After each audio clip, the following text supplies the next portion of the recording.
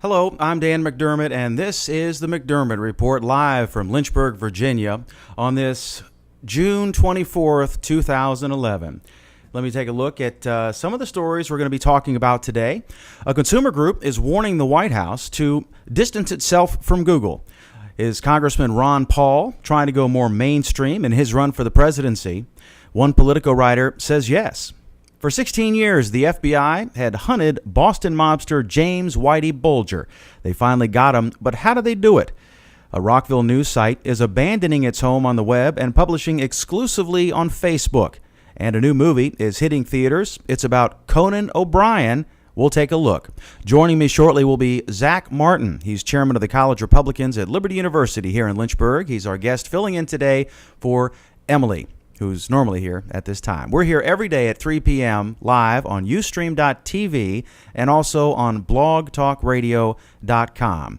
So I'm going to put my fill-in guest. This is our producer, Shara. Shara, how you doing? Hello. I'm doing Speak good. into the microphone loud, girl. Hello. My name is Shara. She's our next-door neighbor. She'll be getting up in a moment when Zach gets here, if he gets here. So, Shara, you just graduated from EC Glass High School. 1 second. Come on in, Zach.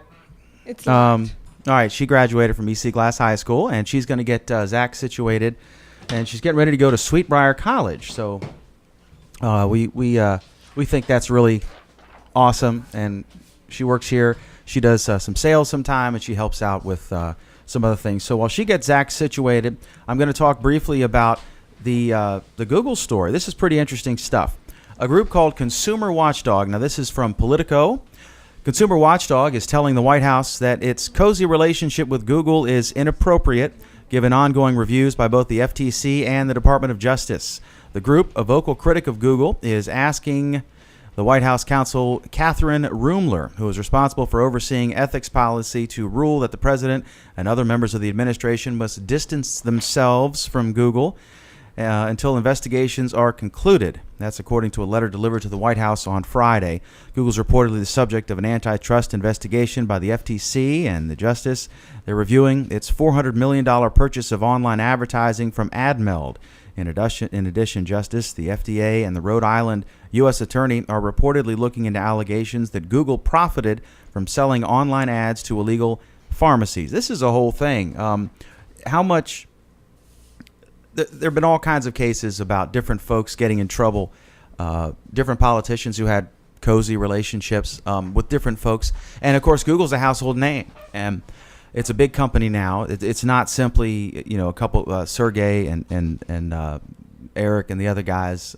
So I remember I've seen every administration, especially a second-term administration, but this is a first-term administration with President Obama, getting in trouble from some of their affiliations. Now, it's one thing to say you took money from somebody at a certain point in time, and then they got in trouble, but it's another thing to have investigations going on by your own administration, and then to continue a relationship with them. So that's what this group is saying, and this most likely is a ploy for the group to get publicity about this issue, and of course they're getting it here and in Politico and a bunch of other places. It's a hot story because Google is so well known. They do so much right. They've democratized the web. What Google did, just to get techie, what before Google there was the Yahoo search engine and others. Yahoo was the main one that folks used, but Google is their method of search was to judge a site based on how many other sites link to it, and that was pretty innovative at the time. So, and then of course they've grown. Now they've picked a town to offer gigabit Ethernet internet access, and I think a bunch of towns all across the country competed in a bid for that. And I think they were making a statement. Their slogan has been "Do no evil" at Google. Some folks are saying that while they do a lot of great things, their search engine's fantastic. They've created a revenue stream with Google Ads and AdSense. We use both of those ourselves. So then they got in trouble. Famously, their Google cars that were taking photographs of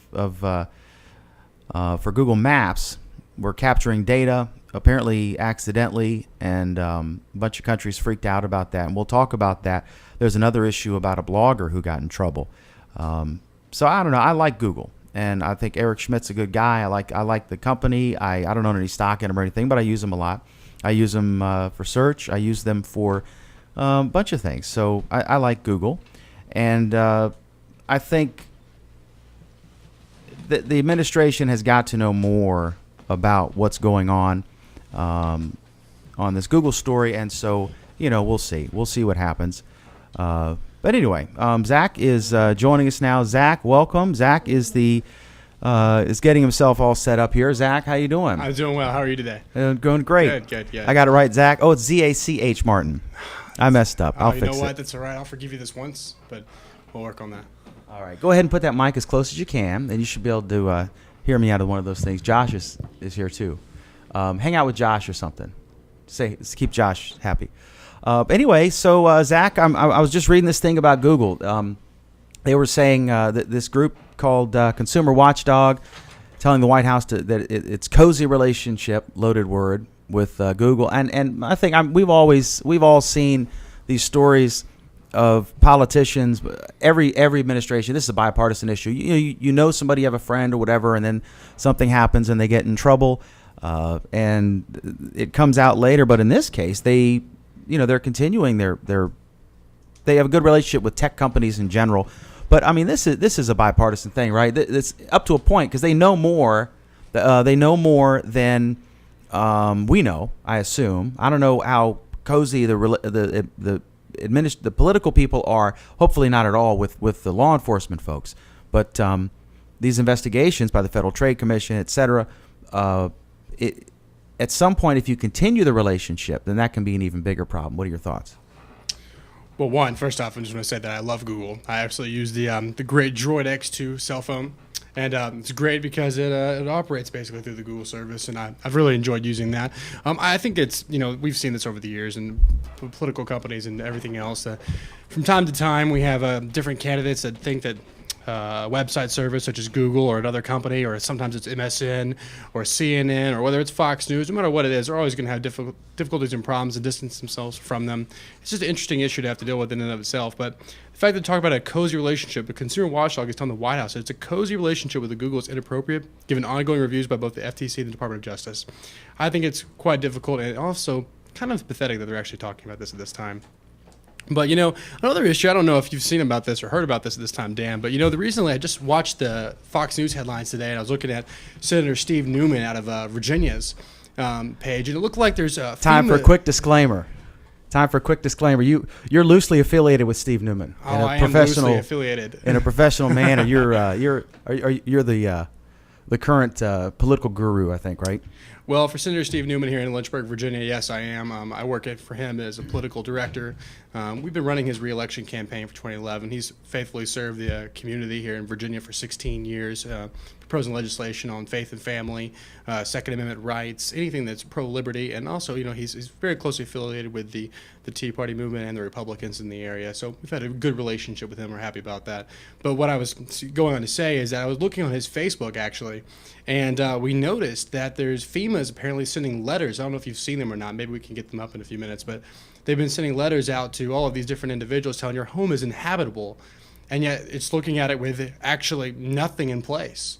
It's pretty interesting. And like the house, for example, there's a toilet still standing on a slab, and they said your house is inhabitable and gave them a letter. They don't qualify for any federal aid. Okay, go into this because this is an issue everywhere. I had an interesting conversation with, I think it was Congressman Bob Goodlatte on this. Right when news came through that FEMA had denied Virginia's petition for relief from for the hurricanes we had here in Virginia, and then now we learned today that the Governor McDonnell appealed it, and the appeal was denied. So yeah, they've actually appealed it twice, and it's been denied both times. But in their defense, and Goodlatte said this, obviously Bob McDonnell had to say that we want it, it's good for Virginia, and he had to appeal it for political reasons. But the fact is, if you were in another state looking at it, the test is, in this case, and this is what Bob Goodlatte was telling me, and I'm surprised he was so I'm surprised he exhibited such candor on this issue for political reasons. But of course, he doesn't have a tornado-laden district. But what he said the test is the scale of the damage and the ability of the state. And Virginia just came in number 3 in America as far as fiscal soundness and management. Mm-hmm. The ability of the state to handle it. Now, I think you had 200 homes damaged or destroyed, and you had, I think, 24 deaths or something. Those numbers are rough, and I apologize if I'm getting it wrong. But that you know, I mean, come on, you know, FEMA has a point. They can't. It's a federal response, right? And Virginia is, you know, states' rights. Right. Capital of the Confederacy, the whole deal. And now but we want federal help. But, you know, keep your government hands off my Medicare. Well, I think we're seeing that, you know, for example, in Texas, we've seen it in Alabama, Mississippi, Georgia, and Tennessee, now into even into Virginia, you know, different tornado effects and hurricanes, whatever has happened, and the effect of those different areas, FEMA has been denying that support. And it's been interesting that it seems as if a lot of them seem to be kind of a partisan issue, actually. Because instead of like in the past, we've seen where, they'll get denied because, well, the house, the roof's messed up on something. But instead, and here we're looking at a situation where houses are being completely demolished. And they're saying you don't qualify for this aid that everyone else is getting. But it's funny that they're registered Republicans. Well, both sides do this, you know. I want to. I mean, you can say what you want about Obama. He's certainly a partisan, and he's a Chicago Paul, but I've got to tell you, I can't imagine that FEMA would use partisan criteria in any administration to determine whether, you know, people should be helped. I don't see how anyone. Now, I'm talking about the tornado issue. Mm-hmm. I think you can no one can possibly make the case that Virginia is number 3 in America in fiscal soundness right now by the study that just came out, right? Bragged about by the Governor McDonnell. Right. There's no possible way you can say that Virginia is incapable of financially responding to 200 homes destroyed or damaged by tornadoes. Now, that doesn't address your other issue, which you're discussing. So right, well, I just think, you know, you can throw partisan stuff, and that's what you do. But being a devil's advocate, I think it's a stretch. In some ways, politics is politics, and I think we all know that. You know, I think you've got a good point as far as, you know, Virginia is fiscally sound. You know, Texas and Virginia are 2 of the best economies in the country, and I think this person because they have great governors. Another little plug for the Republicans, and we look at the situation where in Texas, you know, instead of having tornado, they had hurricanes down there, and they wanted the relief for that, and instead of being able to, wow, look, my camera just messed up there, let's fix that. I think we should talk to the technical people there. I apologize about that. But anyway, as I was saying, ladies and gentlemen, we look at Texas or we look at Virginia. We both have sound economies. We have great governors, and if we have issues where homes are being destroyed. And I mean, honestly, as a Republican and as a conservative, I think that that's what insurance is for. And I think that as long as insurance companies are covering things like that, that's great. What I have a problem with is when people are denied just because of a partisan, status or where you live and how, your frequency and donations to, Republican candidates and things like that. That's when I think, it becomes a problem. Okay. That's my little tidbit there on my issue. That's our Bash the Kenyan segment. Okay. All right, now this speaking of this issue, I just got this. Actually, got 2 copies. I'm in their email address twice from Bob Logan at the governor's. Now I got to fix it. Paul Logan at the governor's office. A press release from Jeff Caldwell. Governor Bob McDonnell today asked the U.S. Small Business Administration to make emergency low-interest loans available to homeowners, renters, and businesses who had major damage from the April tornadoes. The governor requested SBA assistance for Pulaski and Washington counties. If approved, the residents with damage in adjacent to localities are automatically eligible to apply for these loans as well. Unfortunately, other areas in the Commonwealth that experienced damage in the April storms do not meet SBA requirements. And just to explain it, the Small Business Administration, what they do is they guarantee loans. In other words, if you're someone, you want to start a business or you need a loan to for whatever reason for a small business, and I'm not sure, Zach, you may know what the definition of small business is.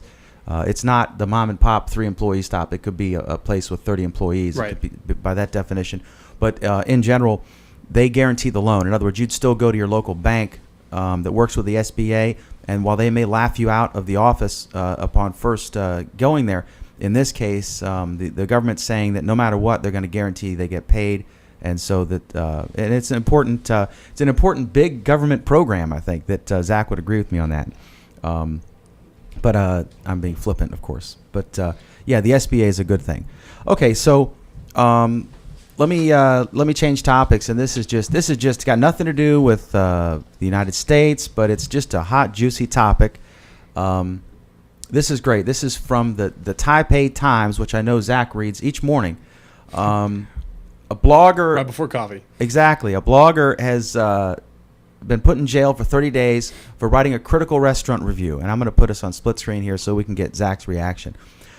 The Taichung, I apologize for all of our Thai viewers or listeners. I may be mispronouncing this. The Taichung branch of It may look like he's from Taiwan, but it's really what Ireland, right? Or Germany?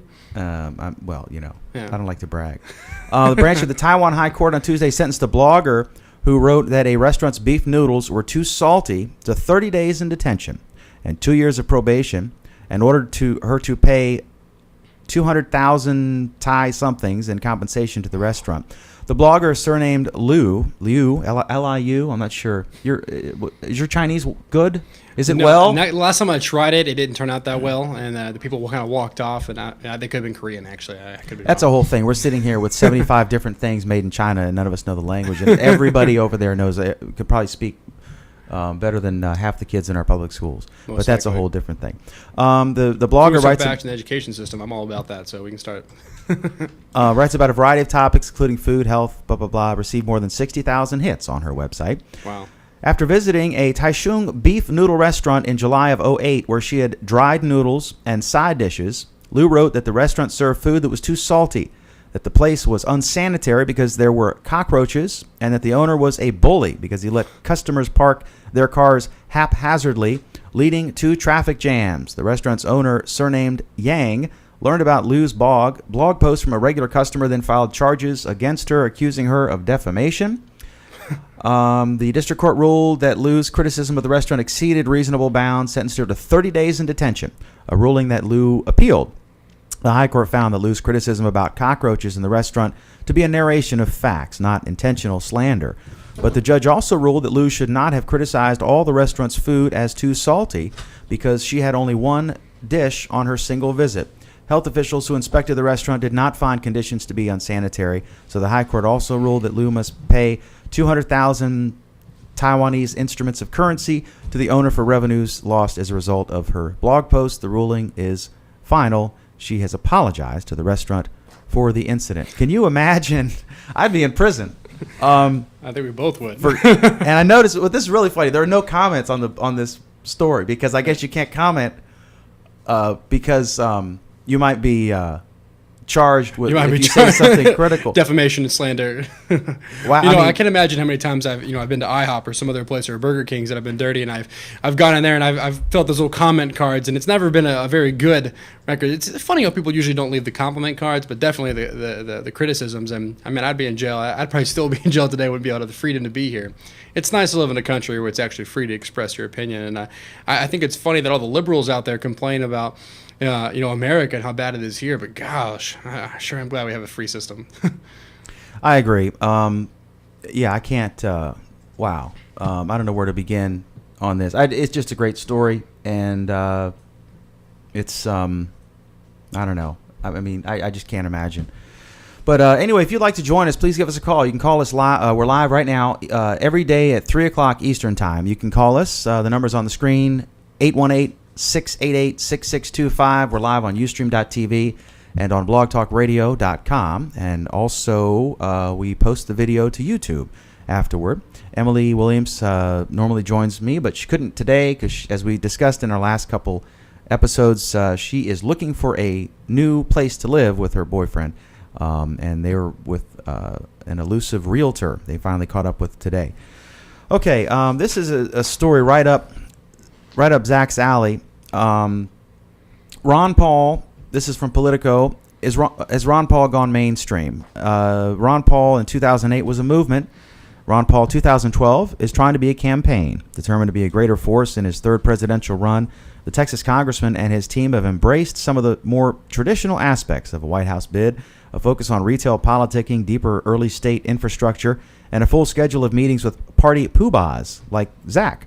There was a consensus among Ron and the people around him that it only made sense to do this if it was going to be bigger and better than last time, said an advisor. The world of Paul's supporters has changed since '08 as well. His ideology has moved into the Republican mainstream, making him more popular with the rank and file, and in turn, helping propel many of his supporters to elected offices or party posts. Those people now form a stronger and more powerful infrastructure, particularly in the early states. So let me. I remember my view, and I know you're going to be able to. I could go run to Food Line for a few minutes and come back, and you could still be talking about this. But Ron Paul, before, I remember he was booed at some events for suggesting that we shouldn't be in these wars overseas. Now he's getting a much more warm reception. And then he's for a long time been an advocate of he's a libertarian, which means right. you're for liberties, individual rights. So that parts ways with the Republican Party. He's not a strict Republican, just like the Tea Party parts ways with the mainstream conservative, the traditional Republican. They're different. It's a big tent, and but he believes in personal liberties, which would include if you want to do drugs and it's not hurting anyone. We're not talking about a pregnant woman smoking crack. But if you are a hippie and you want to go in the woods and smoke a joint, it's nobody's business. That's a libertarian view. And he and Democrat Congress, Ron Paul being a Republican, libertarian, popular with Tea Party folks, very conservative folks, and other libertarians who tend to go more Republican than Democrat. If I were forced to make a generality, but Ron Paul is was in the Republican debate. They asked him, like, well, are you for legalizing heroin? And he said, well, everyone freaks out about this. And he raised his hand and he said, how many of you in the audience, if they legalized heroin, would go out and start using heroin? And he got a great soundbite, a great laugh. I like Ron Paul, and I liked the notion. And I asked Newt Gingrich this question about Donald Trump. And he said, Trump will be a great addition. This is before he opted not to run. But I like Ron Paul in a different way. He's terrific. He's terrific on TV. He's terrific in the debates. I agree with him. He's on a lot of stuff. I agree. I don't understand the whole. The Federal Reserve is evil and we should go back to gold standard. I'm not sure of the practicality of that. But I just he's a real likable guy. He's a nice guy. He's a real smart guy. He's a medical doctor. And I just think it's great that he's in there. I don't see him winning a general election, but I'm glad he's in there in the same way I think that Ross Perot performed an important role by making the United States in a prior era actually seriously address the budget deficit. Right. And, of course, both administrations have completely abandoned that. Bush raised it by $1 trillion, granted 9/11, 2 wars, and then Obama with the healthcare plan and other things, he basically raised it $1 trillion. So the budget's gone from $2 trillion under Clinton to $3 trillion under Bush and now $4 trillion under Obama. But unfortunately, our revenues have not kept pace. So what do you think about Mr. Ron Paul of Texas? Well, I love Texas, and I lived there for 11 years in a little place near Waco, Texas. And I know as soon as I say Waco, probably people think of some crazy things that happened back in the 1990s, but moving past that, Ron Paul, I mean, you're right. When it comes to debates, he does an outstanding job. He gets the crowd motivated. He gets he brings the conservative talk back around. He brings back to personal liberties, less regulation, more freedom for the individual person, less liberties for the government to be taken away from us. And he does a great job, communicating that to the individuals. I think he finds a lot of support in a lot of the younger crowd. I think he finds a lot of support when it comes to the Tea Party movements and even a lot of the Republicans. The issues where I take problems with him is when it deals with issues such as, the isolationist views that he has sometimes when it comes to, whether we should have troops in other places. I personally think having troops in Japan and South Korea is advantageous to us in a strategic standpoint. I think it prevents us from having, issues with China becoming a hegemonic power. I think it does a lot of great things for the United States. I think it has a regionalism, plays an effect on that, and having our troops in different places of the world. I'm not sure they should be in every one of the countries, but having them over there in certain places is very advantageous to the United States and to protecting and preserving the very liberties he says he wants to protect. And so there I have a little bit of a problem with him, and I'd love to hear your thoughts on that. But also on the issue of, the Fed. I'm all about lower taxes. I'm all about getting rid of, wasteful spending and cutting the budget. But at the same time, I'm not really sure how the gold standard would actually come in and benefit us that much at this time. I don't see the facts and the numbers lining up to where I can see that realistically happening. But I'd be interested in seeing more. Well, I think I just fixed your name, by the way. Now it's Z-A-C-H. Thank you very much. I appreciate that. Perhaps nice named after Zachary Taylor. That's the idea. I would say my thought on the isolationist thing, sometimes they're right, sometimes they're wrong. I remember Bill O'Reilly, who has an interesting show every single night, especially the first half. My dad pointed this out, and he's right. The first half of O'Reilly is always great. And then the second half, the culture quiz, and blah, blah, blah. Who cares? I don't care what the morning team for Fox News Channel, takes their pop quiz. That doesn't interest me. But I do think that some of these sometimes these guys are right, and the whole world was Iraq, and Colin Powell can't be wrong. He's not he's an honest guy, and it turns out it was all BS. And there are many more dictators in the world who were far more brutal than Saddam Hussein was, but we went in there, and now we're still in there, and for what? I guess we have we've replaced a brutal dictatorship that ran things well with an evil group, but now it's largely chaos. I think we control some portion of it, and it's corrupt government. I don't, and who knows if it's going to last after we go and we've spent all this stuff. And I remember Bill O'Reilly. The reason I brought him up is he did this French boycott. Can't buy anything French because the French are opposing our moves in Iraq. Well, it turns out that some of their reservations were well founded, and in Afghanistan now, we had to go into Afghanistan, in my opinion, because they were harboring the mastermind of 9/11, and now we've replaced that government with a new democratically elected, I guess, corrupt government, and so now we're looking at I guess a reduction of 33,000 by 2000. By summer of next year, and then a complete withdrawal by 2014, so that the Taliban can take it over again after we've spent all these lives and dollars saving them from themselves. So I don't know. Sometimes the isolationists are right, but in general, I'm not. I don't think it makes sense to completely isolate yourself from the world. Well, I think we see what happens. We look at back in the World War II and history, if it repeats itself, which it does, it shows the United States has always tried to be one of the countries to leave everyone else alone and then to have our own freedoms and liberties here. And then we saw how that wasn't possible to do that. If we didn't have a military and a presence in other places, it really was not possible to maintain any kind of form of hegemonic control or any kind of balance of power. And then you look a little later on in World War II and World War I, then we see where us not being involved led to the rise, of Hitler and the wars.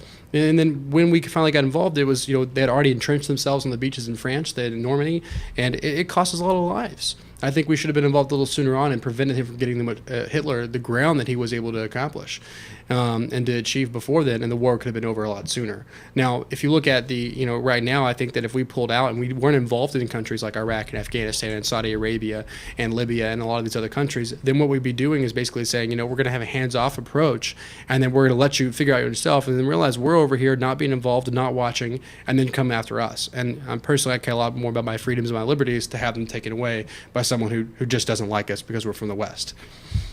Well, yeah, I agree. Okay, let's get to a fun story. We promised Conan O'Brien, and a new movie's coming out, so we're going to take a look at the trailer, and then we will get Zach's and my thoughts on Mr. Conan O'Brien. So let's take a look.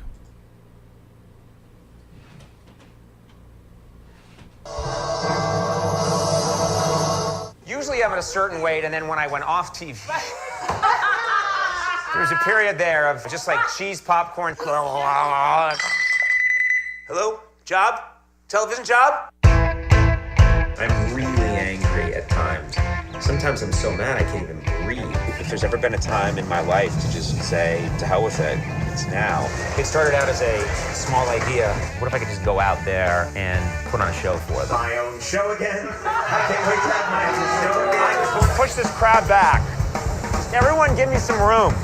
Get these people back. No photos. Should I be worried that we're opening in a town where nobody lives? Walk of death, let's do it.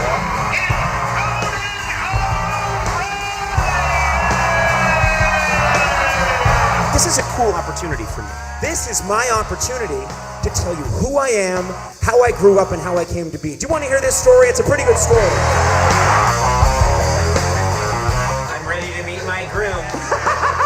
Wait a minute, what is that? Oh my God! Oh wait, that's an article there about it.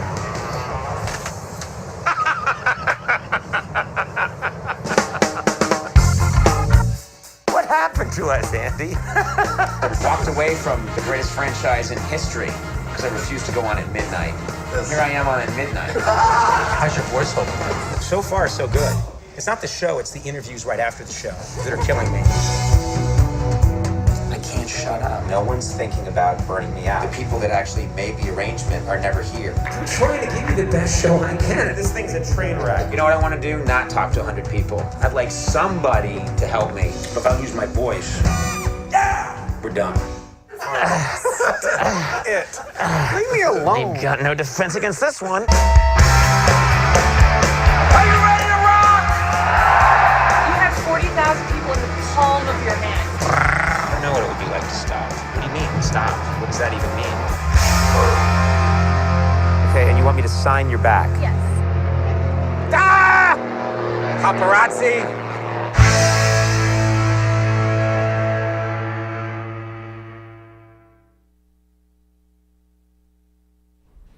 And we are back. It looks like a really interesting movie. It got a really rave review. The Washington Post, Michael O'Sullivan, said this about the Conan movie. He said, if you're a Conan O'Brien fan, you may already know that he has 2 kids, plays a pretty mean rock guitar, and is half Jewish.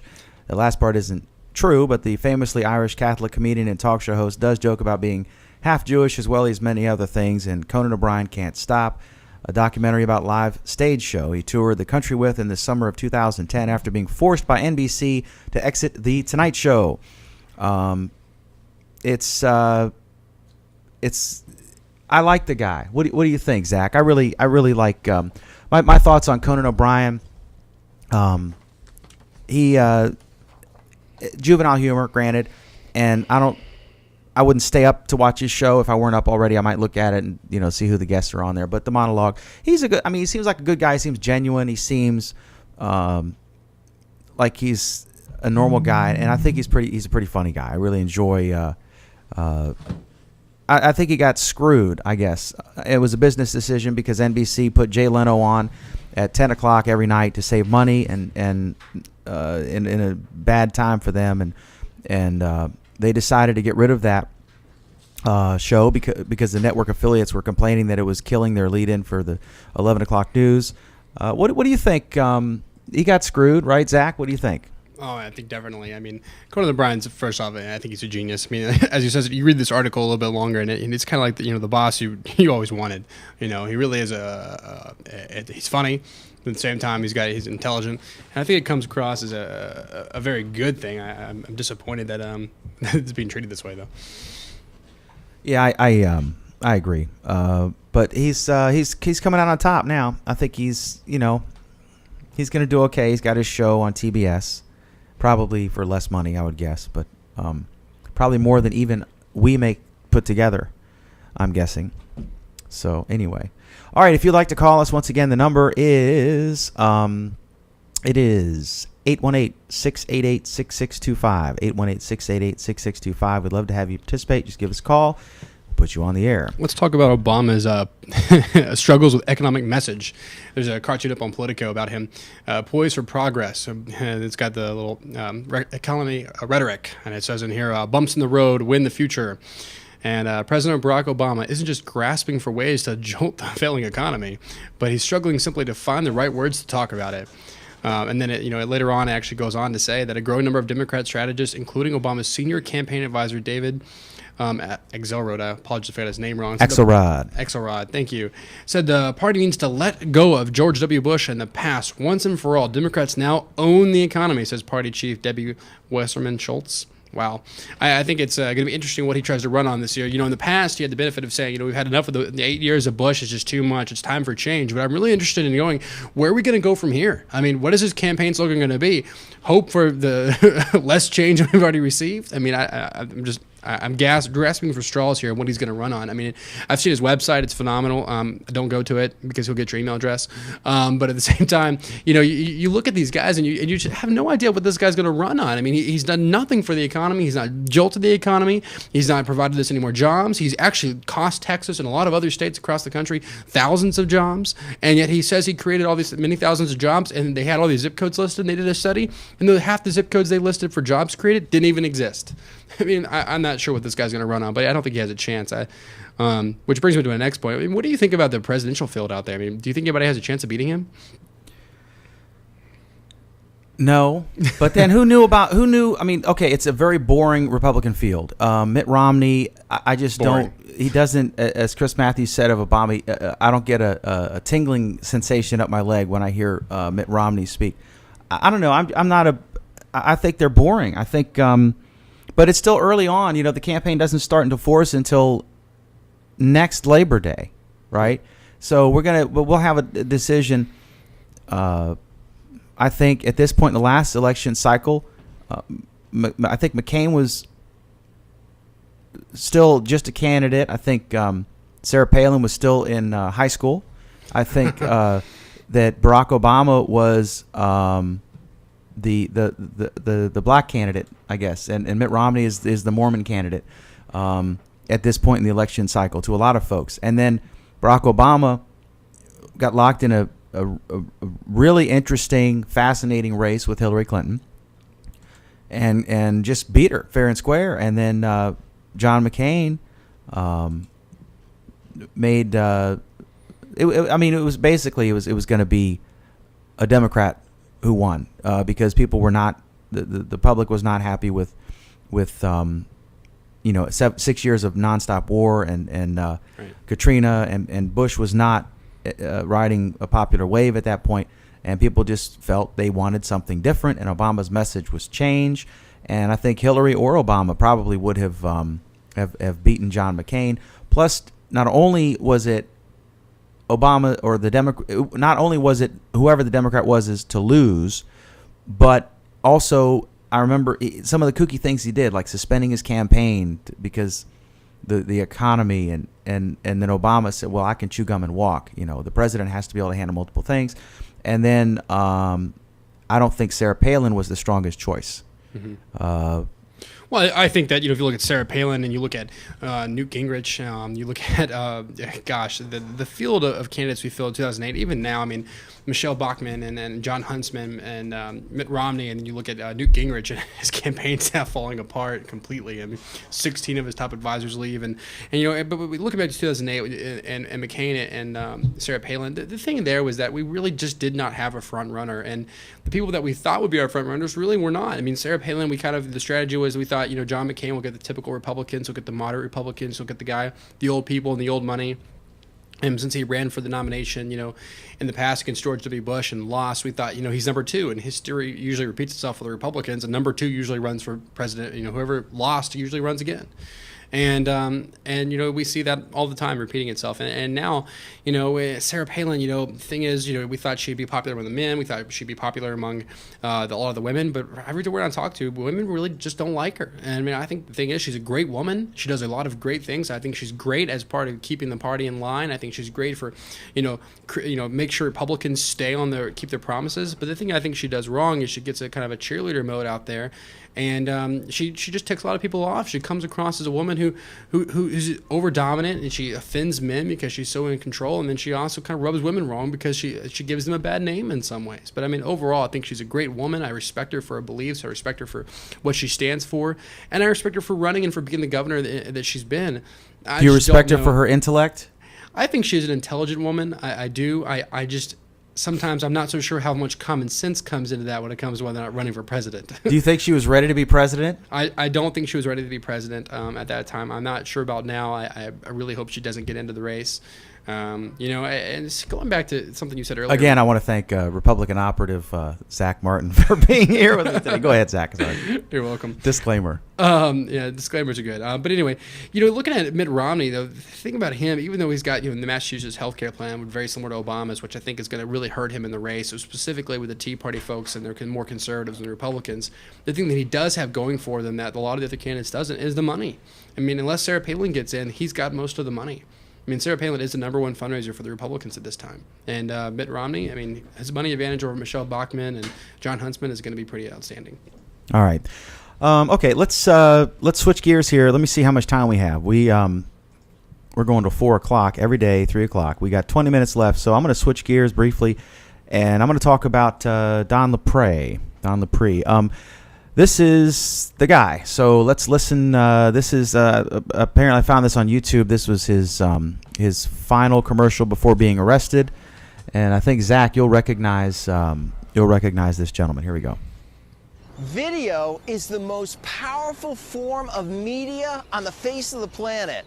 In fact, television has proven this year after year, decade after decade. If you're not using video to promote your product or your service, you're missing out. On the internet, the way the internet is today, with high speed, you can create a video presentation and you can show that to millions and millions of people selling your product or your service. If you would like our company to produce an amazing 1-minute television commercial or a half-hour television show, an infomercial, to promote your product or your service, we can do that. And if you're somebody and you would like just an amazing video presentation for your website, you have got to pick up the phone, give us a call right now, or fill out the form, and we'll call you right back and see what we can't do for you. As P.T. Barnum said, there's one born every minute.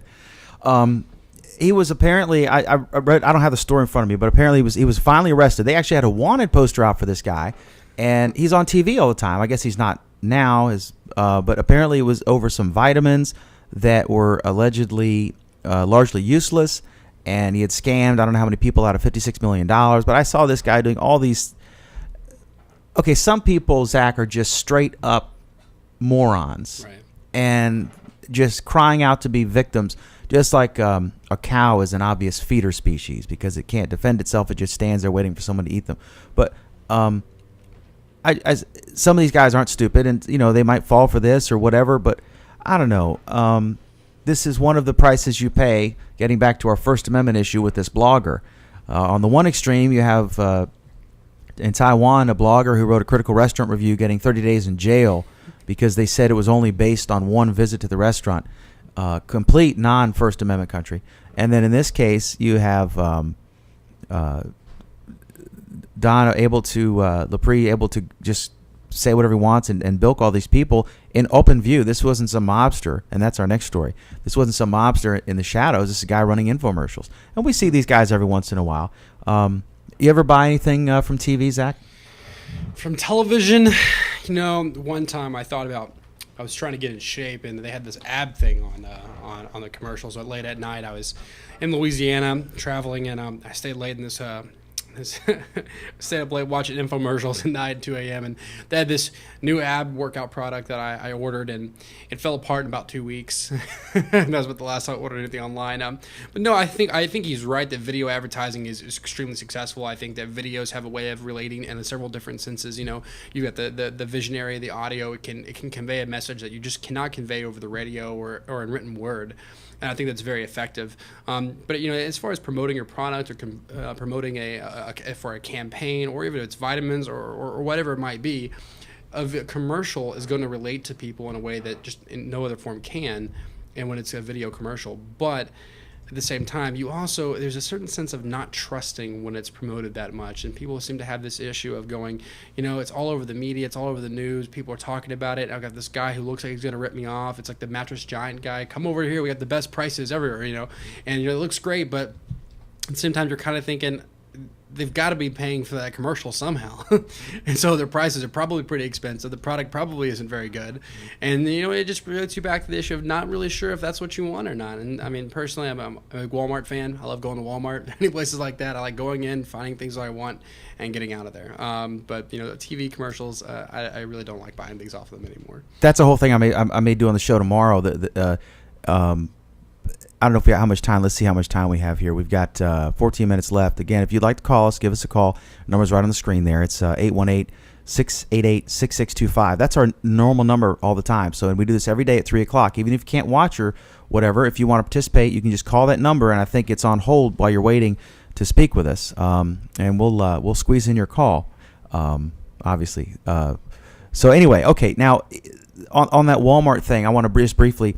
There was a story, I may go into more detail, but basically Walmart has this charity thing. They've donated a bunch of money to underprivileged kids in New York and in D.C., I think.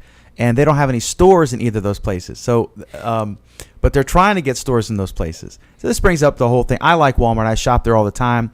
I get frustrated that the one of the local Walmarts doesn't have all the cool stuff the other one does because they have different distribution centers and stuff.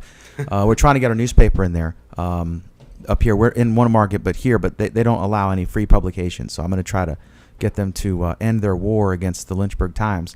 And anyway, but I think is it the unions, because they're not a big union company, the unions will argue that Walmart is this union destroying evil company, and they screw the mom and pop stores and put them out of business, which is they do have that effect. When Walmart comes in, you have 3 or 4 Walmarts, it is going to put some other folks out of business.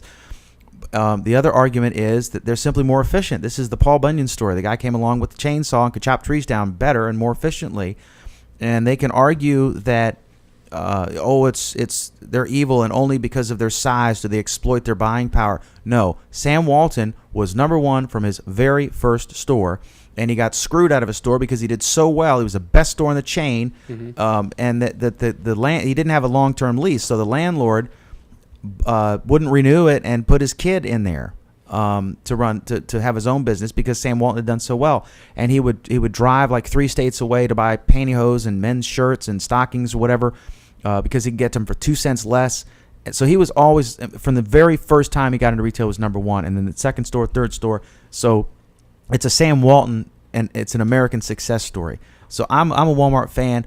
Clearly, if I owned a little hardware store or a teacher's supply store or an office supply store, I would not be all excited about Walmart coming to town, just from personal preservations. I wouldn't want them to get into the newspaper business, but that's America. That's progress, I guess. And I don't think it's a coincidence that their donations are occurring in 2 cities that they're not currently in, but are arguing to try to get in. And you like Walmart, Zach?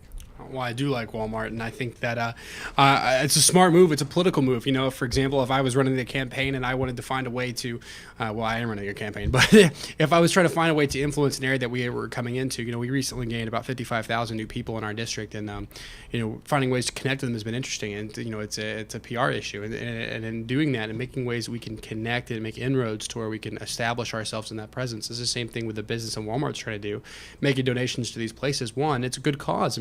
If the people are needy in those 2 very urban areas, then they should do that. At the same time, if that's what they raised the money to do it, that's what they said they were doing it for, there's no legal ramifications for them doing it, they should proceed.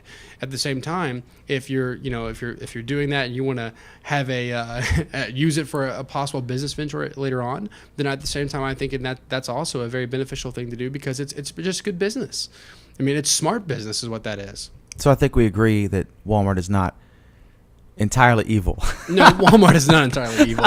No, but I think I'm just kidding. I like Walmart. We like Walmart. And please let me in your Lynchburg stores and your war on the Lynchburg Times. But at the same time, I want to make one last comment about Walmart here. The thing with, with the small stores, I can understand, whether it's a Kroger, whether it's a Brookshire's or a Walmart, if you've got a small mom and pop shop or a small business, and a big chain moves in up the road, it's the same thing if McDonald's moves in. It will steal your business away. But at the same time, that's just part of the thing. You got to be creative. You got to continue to change and move along with the new paths. And if there's something that's attractive about McDonald's, it's not attractive about your shop, or attractive about Walmart, that's not attractive about your thrift store, then maybe you should start thinking about another option. But then again, it also goes into the different markets you're buying into. Sometimes it's a matter of just placing yourself in the most strategic place. And I think Walmart's pretty good at doing that. All right, we agree. Okay, let's check our time here. We have 10 minutes left. Again, if you want to join us, give us a call. Numbers on the screen, 818-688-6625. Every day, 3 p.m. Eastern, 7 days a week, unless I don't do it, and then we're not that day. But for now, every day. All right, let's talk about this is really interesting. We got 2 stories left here, and unless Zach comes up with something. This is really interesting. This story about the Boston mobster, James Whitey Bulger. This is a story from the Washington Post by Jerry Markin from yesterday's Post. It only took one phone call. For 16 years, the FBI had pursued James Whitey Bulger, chasing the elusive Boston mobster across 5 continents. On Tuesday, agents tried a new approach. They blasted photos of Bulger's longtime girlfriend, Catherine Elizabeth Gregg, across television screens and Twitter. Within hours, the call came to the FBI's Los Angeles office. Someone who frequented a Santa Monica apartment complex had seen the unusual publicity campaign and recognized Bulger and Gregg. And with that, the long search was over. Agents and police described on the complex 3 blocks from the Pacific Ocean where Bulger and Gregg had been living for some time and arrested them. I don't know. I guess a lot of folks, Zach, are will look at things like The Sopranos or The Godfather and think it's this glamorous lifestyle, but in fact it's not at all glamorous. And I just I guess it can be, because apparently he had a lot of money, and they busted him with lots of weapons and lots of cash.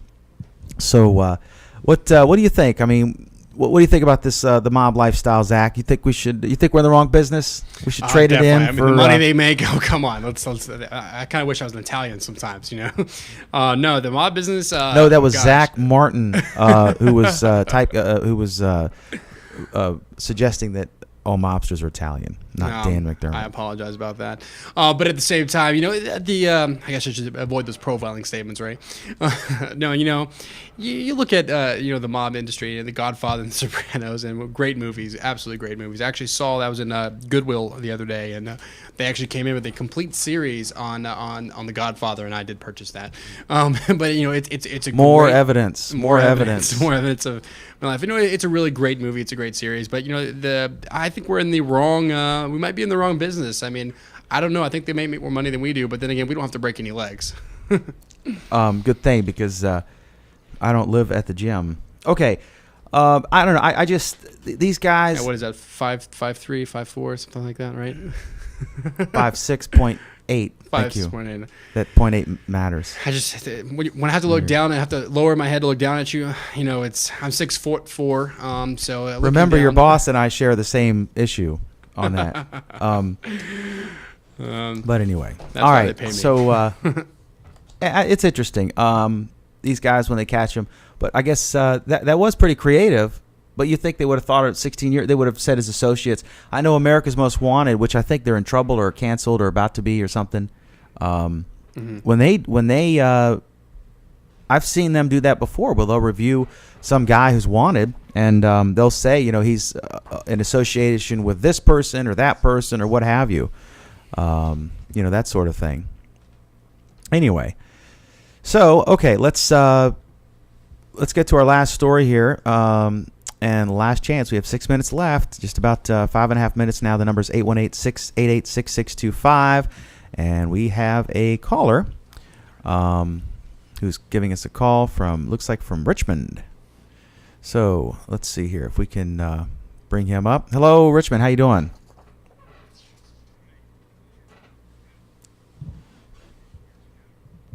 Awesome. If you're with the mob, it was if you're an Italian mobster who's calling to complain, it was Zach who was. What's on your mind?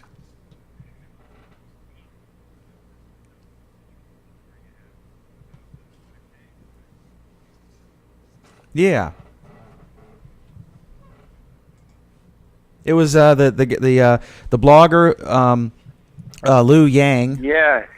I don't know if it's Yeah, Liu you know, Yang or I just- Yang Liu. I know that some of these countries do it in a different order than we do. Yeah, I'm just, that really strikes at the heart of me. I'm not sure we understand quite the magnitude of what has happened there. Something like that had happened to one of our neighbors or to us here. There would be a public outcry that like we've never seen. I was Taipei in China. Is the Chinese government responsible for this? Is it? It's in Taiwan, which I think that- is their official name would the Taiwanese Republic.